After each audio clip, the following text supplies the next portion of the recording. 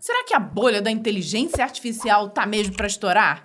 Saiu um artigo do Miguel Nicoleles, que é um neurocientista brasileiro super respeitado no exterior e que tem trabalhos no campo da inteligência artificial. E o título do artigo é bem chamativo: O estouro da bolha de IA e a falácia de um futuro sem futuro. Além do Miguel, um outro grande investidor de fundos e empresas de tecnologia também escreveu sobre o assunto, questionando o futuro das IAs. Então, bora analisar o que eles dois pensam sobre o assunto, mas nós também vamos mostrar aqui algumas informações sobre coisas que nós estamos vendo e que podem ou não corroborar com esses pensamentos. Então, esse é o tema do CDF Café. Se você vai ou não concordar com as nossas opiniões, a gente não sabe, mas uma coisa é certa, viu? Não adianta você se alienar e fingir que nada disso está acontecendo. E a única forma de se manter no mercado é estudando e se mantendo atualizado. Justamente usando as ferramentas que estão surgindo a nosso favor, ou indo além e se preparando para desenvolver essas ferramentas que estão em foco. Para isso, você vai ter que saber conceitos estatísticos para inteligência artificial, machine learning, deep learning, processamento de linguagem natural, reinforcement learning, visão computacional, entre outros assuntos. Todos esses são tópicos do tecnólogo focado em inteligência artificial oferecido pela FIAP. São 2 anos intensos de muito conteúdo, podendo ser online ou presencial. Um excelente curso para quem quer entrar no mercado ou fazer transição de carreira. E a FIAP tem vários outros cursos de graduação e pós-graduação. Nós vamos deixar o link aqui na descrição para você conferir. E a inscrição para o primeiro processo do vestibular 2025 vai até o dia 26 de setembro. Então, não perca. E foi lá na Forbes, é o primeiro artigo que ele está escrevendo para a Forbes Brasil. E ele disse, olha, alguns dias atrás, para minha total surpresa, eu experimentei o meu primeiro e certamente último momento ao Warren Buffett. Esta verdadeira epifania, mais do que inesperada, se deu durante uma mesa redonda lá no Fórum E-Commerce Brasil, que foi realizado em São Paulo, que focou nos impactos humanos do verdadeiro dilúvio de desinformação e marketing fantasioso promovido pela introdução da chamada inteligência artificial generativa. Aqui eu fiquei um pouco em dúvida se ele estava falando da inteligência artificial geral, que se usa, né, geralmente essa sigla IAG, ou da generativa. Acho que é da generativa mesmo, né? Apesar dele ser um excelente pesquisador, um cientista super renomado, ele não é aquele cara que abraça o hype da inteligência artificial, né? A gente assistiu já algumas entrevistas dele para vários podcasts, por exemplo, e ele realmente é um cara bem pé no chão em relação ao futuro da inteligência artificial, ou pelo menos como a inteligência artificial está sendo vendida no momento, né? Num certo momento dessa conversa, baseada em vários prognósticos recentes, divulgados por analistas de mercado americanos, tanto do setor privado como acadêmico, eu ousei profetizar que a bolha de quase $1 trilhão da área de inteligência artificial formada por investimentos descomunais de grandes empresas, bem como o infindável universo de startups, estava prestes a estourar. Ou pop, como dizem os americanos, né? E ele completa, né? É difícil dizer quantos dos presentes da plateia naquela tarde puseram fé num prognóstico mercadológico. Mas o que aconteceu, né, foi que em pouco tempo tiveram perdas de aproximadamente $6,5 trilhões, né, algumas dessas empresas, mas que 3 vezes o PIB brasileiro em 2023, em apenas um pregão com um amigo meu, gosta de dizer, de segunda-feira. Verdade seja dita que um dos principais componentes de tal queda foi a desaceleração da economia americana. Que automaticamente impacta muito nesse tipo de tecnologia que está sendo gerada, né? No investimento que está sendo feito nessas novas tecnologias, né? Mas se a gente pega realmente os top 5, 10 empresas hoje americanas, a gente vai ver Microsoft, Nvidia, todas que estão dependentes, né? Se você segue, por exemplo, a gente lá no nosso podcast, o Compilado, a gente toda semana fala bastante sobre inteligência artificial e a gente sempre traz notícias sobre essa parte mercadológica também. E a gente vê que tem muita empresa agora que está dependendo exclusivamente de uma startup, que a OpenAI ainda é uma startup, né? Apesar de todo esse rebuliço, a Microsoft está criando raízes realmente para a OpenAI. Claro que ela está investindo em outras empresas também. Chega a ser uma raiz e uma certa dependência mesmo entre as duas, né? Tanto é que quando aconteceu aquela confusão toda na OpenAI, que o Sam Altman saiu, foi saído, né, vamos dizer assim, da diretoria da empresa e logo depois retornou, a Microsoft logo abriu as portas para ele e falou, não, se eles não te quiserem lá, você pode vir para cá com toda a sua equipe. Então, é esse nível de dependência aí que tem nesse momento entre elas duas. Então, assim, eu tendo a concordar quando ele fala dessa parte mercadológica. Claro que dias depois também foi se recuperando, né? Então, quem botou dinheiro naquela saída grande da Nvidia já acabou ganhando um dinheiro. E depois disso, se você for acompanhando a performance da Nvidia, por exemplo, você vai ver que ela um dia sobe, um dia desce, um dia sobe, um dia desce. Então, realmente, tem investidor que está apostando e tem investidor que já está pulando do barco, né? Agora, muitas vezes a gente também já comentou sobre isso, né? A NVIDIA é a empresa que de fato está faturando com todo esse rebuliço, seja ele bolha, não seja, se vai ter futuro, se não vai, a NVIDIA é que de fato nesse momento agora está investindo muito, mas está realmente captando muito recurso. E ele atenta também para algo que a gente já falou também no nosso podcast. Cita um estudo que foi feito por pesquisadores na Nature, né? Foi colocado na Nature. O LLM, que é a base do aplicativo do ChatGPT-3 e o ChatGPT, passarem a dominar o conteúdo disponível na internet e, inadvertidamente, começarem a ser usados para o treinamento de novas gerações de LLMs. Estes últimos modelos tenderiam a sofrer o que os autores chamam de colapso. Esse colapso foi definido como um processo degenerativo que afeta gerações de modelos generativo que ocorre quando os dados que eles produziram numa geração anterior passam a fazer parte ou poluir o grupo de dados de treinamentos usados para que uma nova geração de modelos possa aprender. Então, tem frases aí, né?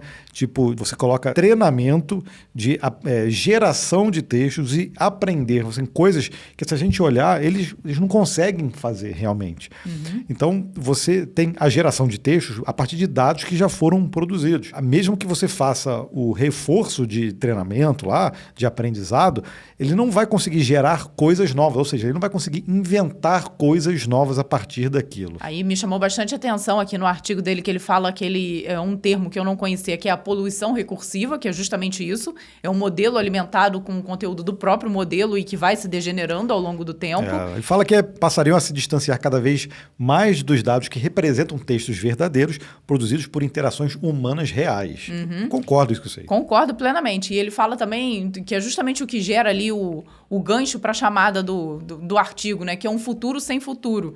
Porque uma vez que tudo que essa tecnologia está gerando de futuro é algo que, na verdade, já aconteceu no passado, você nunca vai ter uma novidade acontecendo, né? Vai ter sempre um repeteco do que já havia sido feito. E com isso, se a gente levar ao extremo que se vende em alguns momentos, a evolução pararia. Nós começaríamos só a ter coisas novas baseadas no que já foi feito antes. Então, realmente é um passo de evolução sem futuro, né? Se a gente começar a acompanhar, por exemplo, os modelos da própria OpenAI 3.5, 4, 4o, você vê que existe uma evolução, mas não é uma evolução tão gigante a ponto de falar assim, ok, agora quebrou o paradigma total, né? Por isso que quando a gente fala, a gente já fez vídeo sobre o GPT-5, que eles colocam lá no marketing deles como uma coisa realmente revolucionária, uma coisa perto da inteligência artificial geral, tudo, eu já fico muito pé atrás realmente. Eu acho que isso é mais marketing do que qualquer outra coisa. Exatamente. O próprio Sam Altman lá atrás, você pega... Quem acompanha a gente no compilado já viu isso muitas vezes, né?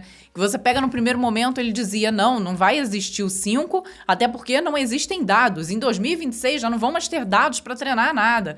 Existe toda a controvérsia agora de que já tem empresas utilizando dados de vídeos do YouTube, de outras fontes, até Netflix, e que, na verdade, são conteúdos protegidos, que não poderiam estar sendo utilizados. Então, existe todo esse problema. E, ao mesmo tempo, a gente vê as próprias empresas ali inflamando o futuro, dizendo que não, o futuro é inteligência artificial, vai ser incrível, vai ser maravilhoso. A própria OpenAI fala agora já do modelo 5, né? Já não é algo descartado, e fala-se muito também na tal inteligência artificial geral.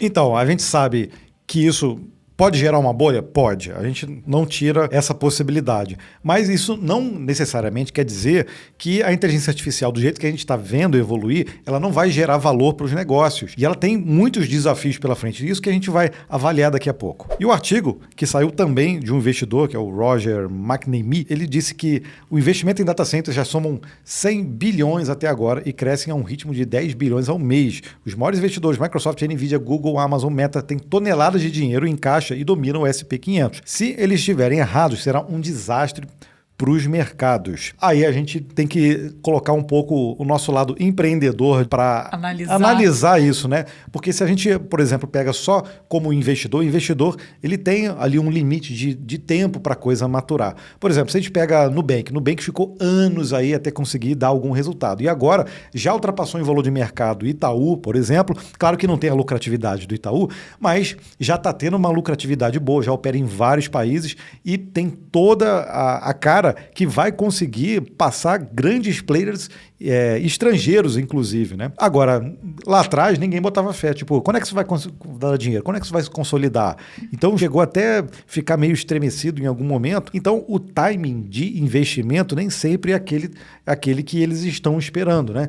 Claro que existem os desafios aí gigantes com a inteligência artificial, mas a gente consegue ver de um outro lado que, apesar de tem muita empresa gastando milhões, bilhões, pode chegar a trilhão aí, sem somar os investimentos em data centers, a gente vê também algumas iniciativas que já está dando resultado, já está gerando muito valor. Como esse artigo aqui da Sociedade Brasileira de Mastologia, que mostra que a inteligência artificial consegue prever o câncer de mama 5 anos antes dele acontecer. Então, olha só o valor que isso tem, não só de mercado, mas o valor humano, né? Então, com o reconhecimento de imagens, fazendo estatística, analisando milhares aí de imagens pelo mundo inteiro, né? Então, esse é o poder que a inteligência artificial consegue fazer na previsão. O próprio Google já tem também um artigo falando sobre esse caso, ó.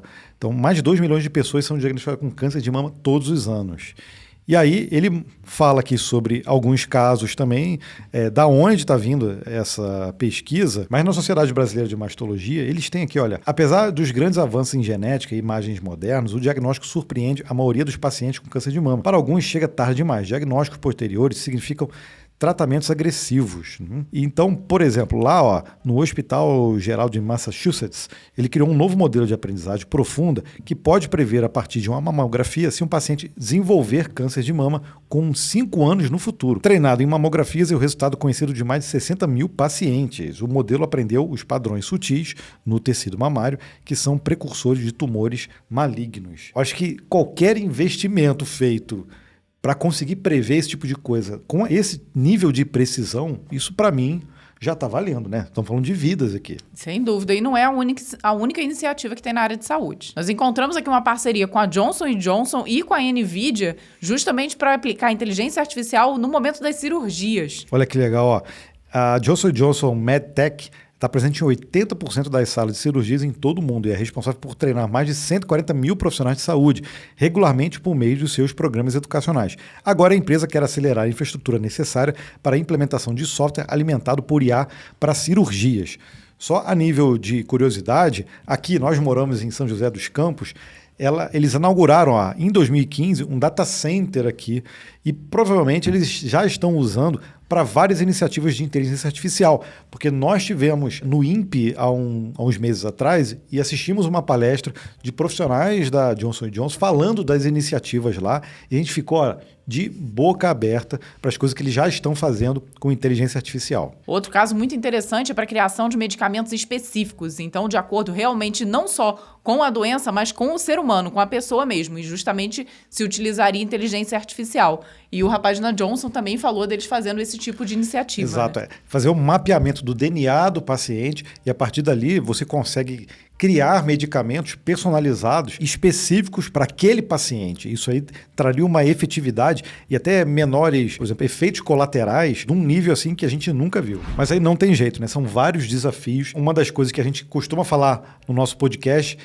é a criação de data centers e o uso da matriz de energia que a gente tem nos países. Isso já está aumentando assim, significativamente. Inclusive, tem um estudo aqui que mostrou que eles fizeram uma projeção em que em 2030 o que a Europa vai precisar para abastecer esses data centers vai ser o equivalente à utilização de energia hoje de Portugal, Grécia e Holanda, todos juntos. Imagina só, é muita energia, não é não? A gente já viu em um lugar dizendo que o que está sendo utilizado hoje já é o equivalente ao que a Argentina consome. Ou seja, a gente tem também desafios em relação a isso. A gente vê, por exemplo, cada geração nova de chips, você vê que eles estão melhorando a performance de consumo de energia dos processadores. Mas pode ser que isso não seja suficientemente, né, para poder diminuir isso. E o jeito, então, é o mundo investir mais em energia limpa. Aí, nesse caso, entra, sim, energia nuclear, né? Tem muita gente que não curte, mas isso traria ali um alento aí nesse consumo que está rolando. Só para efeito de comparação, a pesquisa apresenta aqui de que uma busca que você faz no chat GPT consome 2,9 watts por hora. E uma pesquisa no Google é 0,3. Então, olha a diferença realmente de energia utilizada, né? E é bolha ou não é bolha, né? No nosso caso aqui, para nós desenvolvedores, a gente está acostumando aí já a utilizar o GitHub Copilot, mas já se viu que, por exemplo, a Microsoft perde $20 mensais para cada assinante. Ou seja, a gente coloca uma graninha lá todo mês, mas não é suficiente. Eles precisam bancar isso. E até que ponto começa a se pagar? É quando começa a gerar valor de verdade, né? E a gente está vendo o GitHub lançar ferramentas aí à torta direita para desenvolvedores. Agora até lançou um hub de modelos de IA. Então, isso aí a gente vai continuar vendo esses investimentos. Claro que a gente não vai conseguir ver, nesse momento, o negócio gerando lucro do jeito que os investidores estão vendo. O time, de repente, não é esse. Agora, valor isso já está gerando, né? Nós vimos na nossa pesquisa, que nós perguntamos justamente se você está utilizando e se você tem ganho de produtividade, o percentual de pessoas que respondem sim é absurdo. Então, olha só, na média aqui, olha, a gente perguntou se a pessoa utiliza no trabalho. 83% já disse que está utilizando. E aí você não acha que isso gera um nível de dependência da ferramenta? Porque ganha produtividade, né? Então aqui, ó, sensação de maior produtividade com IA. 62% sim, parcialmente 25% e não só 11%. Ou seja, se isso está gerando uma produtividade e isso gera valor e as empresas começam a entregar valor mais rápido e com mais qualidade, óbvio, né? Tem que ter qualidade. Eu acho que não tem jeito. Isso passa a fazer parte do dia a dia dos negócios. E acabou de sair também bem fresquinho a pesquisa que o GitHub fez e justamente ele perguntou muito sobre o Copilot. Dá só uma olhada. Inclusive, me chamou a atenção que o Brasil está em destaque na pesquisa, né? Exato. Então, eles perguntaram sobre a qualidade do código, né? Se ele melhorou a qualidade do código usando o GitHub Copilot. E olha só, 90% nos Estados Unidos disse que sim, na Índia 81%, e aí, ó, Brasil 61% e Alemanha 60%. Isso pode ser porque os modelos foram treinados mais no inglês, né? Então, provavelmente, isso daria uma qualidade melhor nas respostas usando o inglês. Inclusive, essa pesquisa tem muitos insights muito interessantes, nós vamos ter que trazer ela exclusiva num vídeo aqui no canal, né? Para poder esmiuçar cada um dos detalhes. Tá fresquinho mesmo, saiu agora em agosto de 2024, então a gente não tem jeito, vamos ter que preparar um vídeo só sobre isso. Se você quiser, já deixa aqui um like no vídeo e pede aqui nos comentários para a gente falar sobre essa pesquisa. No final, é bolha ou não é bolha? Eu não acredito que seja uma bolha, mas acredito também que tem muito marketing envolvido. Então tá um pouco inflado de qualquer forma, né? Não tem como a gente não comparar com o que aconteceu lá na bolha dos anos 2000 lá das .com, né? Claro que lá era bolha. Para mim, isso aqui tem tudo cara de bolha, cheira bolha, mas o que acontece? Gera valor. Ou seja, no final das contas, vai ter muita gente saindo fora do mercado, vai ter muita gente percebendo, olha, isso aqui gera valor, isso aqui não gera valor, e no final das contas a gente vai ver muita coisa boa saindo disso aí. Então acho que tem uma onda naquele momento, como aconteceu com o metaverso, que esse foi de fato uma bolha, a gente achou que era algo que ia acontecer muito, mas que até agora simplesmente ficou ali naquele passado recente. Tudo que está sendo gerado na inteligência artificial, incluindo todos esses exemplos que nós trouxemos aqui, a gente já vê de fato uma geração de valor e benefícios que podem ser tragos para diversas áreas. Então, isso vai sobrar. É claro que vai se ter aquela tranquilidade de não colocar a inteligência artificial em absolutamente tudo como estão fazendo agora. Então, acho que esse momento é que vai explodir, né? E não tem jeito, né? A gente tem que voltar lá na bolha dos anos 2000 lá da .com e fazer essa comparação. O que aconteceu lá que a gente usufrui hoje? A gente tem Google, a gente tem várias empresas incríveis. Claro que a gente está vivendo um outro ciclo agora. Isso não necessariamente quer dizer que, então, inteligência artificial não funciona, não gera valor, então não adianta mais investir nisso. Eu acho que não funciona dessa forma. Nunca é 880. É por isso que nós estamos aqui com o canal. O Miguel é um cientista, o investidor é um cara de economia e as outras pessoas lá que estão botando trilhões investindo que estão realmente vendo o potencial dessa tecnologia. Se a gente tem capacidade de fazer algo incrível, por que a gente então não bota os nossos bilhões e trilhões aí que estão em caixa para ver essa coisa toda acontecer? Se deu certo, ok. Se não deu certo, cara, coisa boa dali vai sair. Como saiu também da bolha do .com, né? Senão a gente não estava vivendo esse ciclo todo que a gente vive aí há décadas. Mas diz pra gente também aqui nos comentários, não deixa a gente aqui discutindo sozinho, não. Fala pra mim, você acha que é uma bolha, que não é uma bolha? Tem muito marketing envolvido, de fato, como a gente acredita que tem, mas ao mesmo tempo tem muita coisa boa que vai surgir daí, como as iniciativas que nós te mostramos por aqui. Tem alguma outra coisa que você aí já tá trabalhando e tá vendo que é uma puta de uma iniciativa envolvendo a inteligência artificial? Conta pra gente, deixa nos comentários. E a gente se vê no próximo vídeo. Tchau, tchau. Tchau.